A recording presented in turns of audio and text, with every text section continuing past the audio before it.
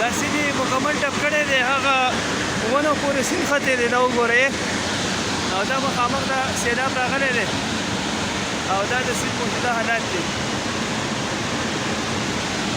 هغه یو ایکسیویټر پکې لاندې کړی دی، زما د ګوتې سره ښکاري.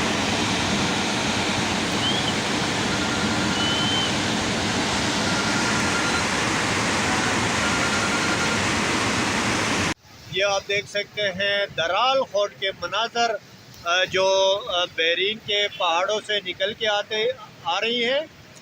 और इसके साथ साथ आप देख सकते हैं ये वही ब्रिज है जो मेन बाज़ार बहरीन के हैं, जो कि इस पे करप्शन हुई है।